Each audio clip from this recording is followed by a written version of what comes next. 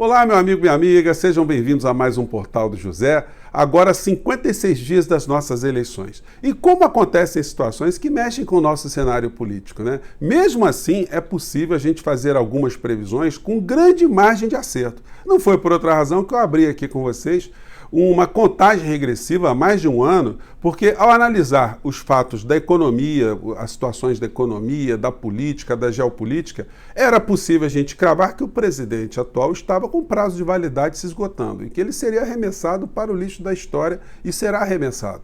A situação para ele está ficando cada vez mais intolerável, inclusive e sobretudo para as forças que sempre o apoiaram. Nós estamos vendo aqui no Brasil hoje uma convergência de entidades que são sempre antagônicas a favor da democracia e contra o discurso do atual presidente da República. O seu prazo de validade já se esgotou, esse personagem que funciona mais como uma espécie de boneco do posto, e no caso o posto Ipiranga, vai ser esvaziado, vai ser tirado da tomada e vai ser arremessado para o depósito, para o lixo da história. Isso porque uma pessoa que perde o poder político, ele perde completamente a capacidade de fazer qualquer tipo de reação ao que irá acontecer no campo da legalidade por tudo que ele fez contra o povo brasileiro. Mas quais são as novidades, quais são os fatores que estão se dando hoje no Brasil que garantem a gente mais uma margem de acerto muito grande do que irá acontecer ou no que irá acontecer com o atual presidente da República? Vamos conversar agora no nosso portal, mas antes de mais nada, se você está chegando agora no nosso espaço, seja bem-vindo, se inscreva aqui conosco, conheça também os nossos outros vídeos, compartilhe, venha participar dos nossos chats todos os dias que eu abro antes das 5 horas até 5h30, enfim.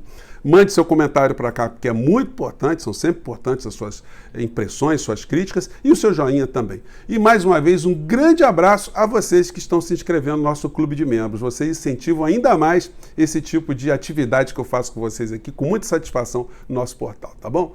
Vamos seguir em frente. Gente, vocês que têm acompanhado aqui a análise que a gente faz de alguns comportamentos do presidente da República, às vezes ficam assim, achando que há uma previsão, né, muito no campo do imponderável, né? As previsões, elas têm uma imponderabilidade. Mas ao ver o perfil do presidente da República, ao ver as forças que estão ao seu redor, e quem é que pode ter algum tipo de benefício com algum tipo de ato, a gente crava algumas situações que ele comanda todos os dias como bravatas. Foi o que eu fiz aqui, quando desde algumas semanas atrás, ele começou a insuflar as pessoas novamente para um 7 de setembro, que seria uma espécie de o dia do juízo final, né? E eu disse para vocês aqui que isso não passava de uma revolta dos canjicas. 2, a vingança, aquela que está lá no livro do Machado de Assis, o Alienista. Um bando de pessoas ali ao redor de um manicômio, querendo ali tirar pessoas do manicômio e algumas querendo entrar para o manicômio, né? É mais ou menos nisso que o Bolsonaro e o bolsonarismo estão querendo transformar o Brasil. Mas os fatos, eles vão mostrando para a gente as coisas que estão acontecendo. E nesses dias agora aconteceram situações incríveis, né? Vamos começar aqui primeiro pela bravata do Bolsonaro. Eu não vou colocar o vídeo hoje, gente, para vocês, só colocar só o áudio rapidamente aqui para a gente reforçar aquilo que eu tinha dito para vocês, né? Vamos lá. Nós somos do bem. Nós temos disposição. Isso aqui o Bolsonaro fazendo a convocação, alerta, ultimato, né? As redes bolsonaristas colocaram, agora vai, ultimato. Estamos há tantos dias do 7 de setembro, agora o povo vai, né? Então, essas pessoas entraram numa viagem, né? E eu até falei com vocês, gente, o que é que pode acontecer no 7 de setembro, após o 7 de setembro? Se a gente analisar os fatores. Eu tenho falado isso com vocês há mais de um ano, né? E não é apenas uma torcida, é análise daquilo que está acontecendo no plano interno, no plano externo, e muitas pessoas hoje estão fazendo também análises nessa direção. Mas vamos ver aqui a bravata do Bolsonaro.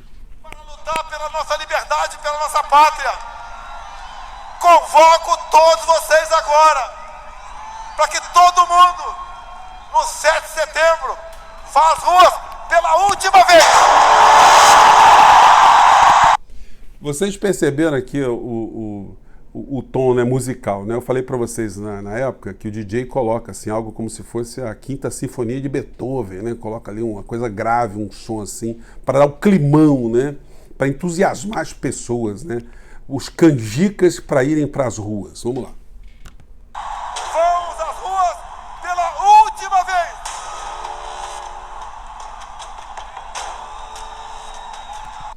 Então, eu coloquei isso na época para vocês, eu vou colocar o vídeo na descrição, mas era para a gente levar a sério a revolta dos canjicas? Pois bem, então, o que muitas pessoas não poderiam imaginar, é que um prefeito de uma cidade pudesse simplesmente sapatear em cima do capacho presidencial.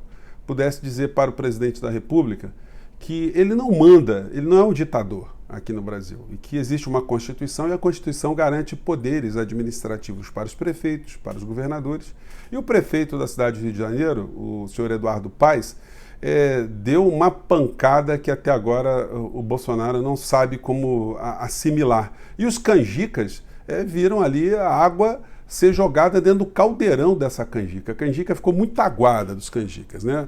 O prefeito da cidade do Rio de Janeiro publicou no Twitter dele: evento organizado aonde o Exército solicitou e aonde sempre foi feito. Simples assim. Prefeito aqui não trabalha na birra nem na fofoca. Preferências políticas e administração são coisas distintas e as posições políticas aqui sempre foram claras. Gente, a prefeitura do Rio de Janeiro, ela que patrocina as arquibancadas, tem toda a guarda municipal, tem a estrutura da cidade, precisa ser mexida, o trânsito precisa ser alterado, precisa uma série de coisas precisam ser feitas. E já estava tudo organizado. E aí o Bolsonaro, nessa bravata, né, pela última vez, botou ali alguns generais, alguns militares, né, de uma forma absolutamente acrítica, para fazerem coro a essa manifestação dos canjicas, pegar o 7 de setembro do Brasil, os 200 anos da nossa independência, e transformar isso aí num evento eleitoral de baixa categoria, né? Pois bem, certamente Eduardo Paes deve ter conversado também com o alto comando e falou: gente, olha só, como é que é? Eu não tenho como fazer uma licitação agora de novo para fazer ali na praia de Copacabana uma manifestação para ajudar o Bolsonaro eleitoralmente. A área ali é tombada, não dá para colocar estruturas, tanques e tal. Ali em Copacabana, é complicado esse tipo de situação aí. Ele deve ter tido algum respaldo do tipo: prefeito, então é o seguinte, olha, altera aí, assume isso aí que a gente fica na nossa. Né? Então, deve ter acontecido assim, estou dando um chute, tá? O Eduardo Paes, ele é muito político, ele deve ter conversado com todos os atores dessa história e se chegou à conclusão que não dá. Moral da história: o que o Bolsonaro vai fazer agora? Ele vai sair correndo do 7 de setembro lá em Brasília e vai vir para o 7 de setembro aqui no Brasil? Vai se retardar o desfile militar aqui no Brasil para o Bolsonaro participar de 2 desfiles? E os canjicas, como é que eles vão fazer? Eles vão para Copacabana, quer dizer, eles vão acordar em Copacabana, depois eles vão lá para o desfile do 7 de setembro na Presidente Vargas, depois os canjicas voltam todos para Copacabana para fazer manifestação pela última vez?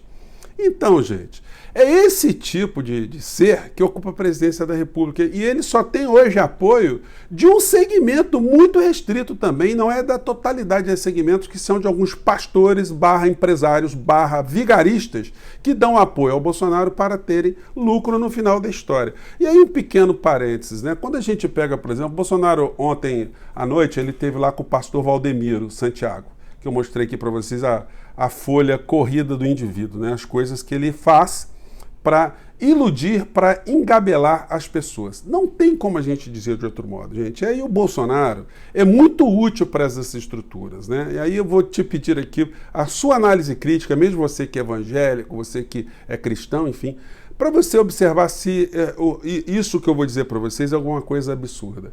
Esse tipo de organização religiosa sobrevive com uma grande estrutura empresarial. Eles têm metas, eles vão reproduzindo os seus núcleos, vão formando seus pastores, que têm obrigações econômicas a responderem perante a estrutura organizacional dessas entidades.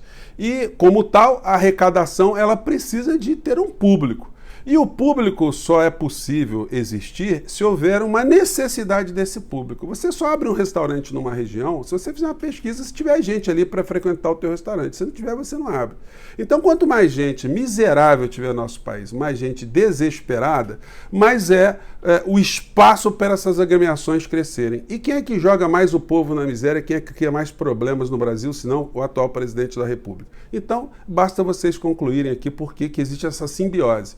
o bolsonarismo ajuda a aprofundar as desigualdades sociais e, por outro lado, isso faz com que se crie uma grande demanda, né? Por que o Valdemiro não cria uma igreja na Noruega, na Dinamarca, na Suécia? Será que lá não tem os mesmos problemas espirituais? Enfim, isso só ocorre aqui num setor da Terra? Pois bem, então é uma coisa para vocês pensarem, né? E por que ele não consegue também um apoio do Paulo Guedes, né? Paulo Guedes poderia ser um grande contribuinte, já que ele tem muito dinheiro. Pois bem, então, fazendo esse pequeno parênteses aqui, o Estado de São Paulo hoje publica um editorial onde fala que inimigos históricos que sempre tiveram e continuam a ter posições ideológicas opostas assinaram juntos um novo manifesto em defesa das eleições e do judiciário. Ao lado da Federação das Indústrias do Estado de São Paulo, a Fiesp, a Federação Brasileira de Bancos, FEBRABAN, estão entidades como Central Única dos Trabalhadores, a CUT, União Nacional de Estudantes, UNE, União Geral dos Trabalhadores, UGT e Central Geral dos Trabalhadores, CGT. Então, mostrando assim o isolamento do Bolsonaro que está ficando cada vez para esse mundo, né? E aí, gente, qual a chance que ele tem? Muitas pessoas estão avaliando aqui que o Bolsonaro nas eleições desse ano, nos seus debates, as suas performances, pode ter algum tipo de prejuízo. Muitos têm afirmado que a sua ida na TV Globo, que ficou polêmica, né, porque ele queria fazer a apresentação lá no Palácio do Planalto, mas vocês imaginem, né, a estrutura da Globo ficaria refém dessa estrutura do Bolsonaro. Pois bem, então não deu certo, ele vai comparecer. E muitas pessoas estão achando que o Bolsonaro será massacrado. Bom, isso diante da perspectiva da realidade é o que deveria acontecer. Mas vamos nos lembrar algumas situações. Em primeiro lugar, esse tipo de demanda que vai acontecer, esse tipo de entrevista, de conversa, ela tem sempre esse teor de profissionalismo, né? Você não vai ter ali por parte dos apresentadores, entrevistadores, nenhum barraco. Eles vão fazer as perguntas ali, vão manter a linha. O barraco vai vir por parte do presidente da República. A TV Globo, nesse particular, ela não tem muita credibilidade para fazer muitas críticas ao Bolsonaro, porque, por esse lado, eles sempre apoiaram também toda a política econômica que foi comandada no governo Bolsonaro por Paulo Guedes. Então, as perguntas vão se dar ali muito no campo moral, das mentiras, de fake news, que eles poderiam ter desmentido também e não desmentiram. E aí cabe um parênteses aí sobre a Rede Globo. Não fosse o papel da Rede Globo, que eu critico tanto aqui, das organizações Globo, nós teríamos uma catástrofe aqui no Brasil na época da pandemia, sem possibilidade de a gente ter uma dimensão do que poderia acontecer. Então, nesse particular, foi o único momento que eles divergiram das práticas do Bolsonaro. A TV Globo, as organizações Globo, deram exemplo, encerraram as suas novelas, começaram a colocar todo tipo de protocolo para ser praticado dentro da empresa, estimular a sociedade a se proteger, a se organizar, enfim. Não fosse isso, e isso tem que ser ressaltado. A gente teria uma catástrofe no Brasil muito maior. No entanto, eles não fizeram associação da tragédia aqui do nosso país à figura do presidente da República por esses interesses que sempre foram interesses econômicos que os favoreceram. Então, não esperemos que seja um grande massacre. O Bolsonaro, ele vai fazer o seu discurso, vai tentar jogar essa conversa para o barraco, porque ele vai tentar fortalecer ainda mais o seu núcleo de seguidores e tentar ampliar um pouco mais a visão de que ele seria a melhor candidatura aqui para o Brasil. E certamente será nesse ponto aí que ele vai perder muito, entre os indecisos, entre as pessoas que vão olhar assim com mais calma, mais distância, o comportamento da figura presidencial e dos outros candidatos que se seguirão ao longo da semana. Então, eu não espero nenhum tipo de massacre. Eu acho que o Bolsonaro ele vai manter o conjunto de eleitores que já estão acompanhando a figura já faz tempo, para espanto de todos nós, mas a grande diferença será no que ele não ganhará com a sua participação nessa entrevista na Rede Globo, né? Então são essas as questões que eu tinha para conversar hoje com vocês.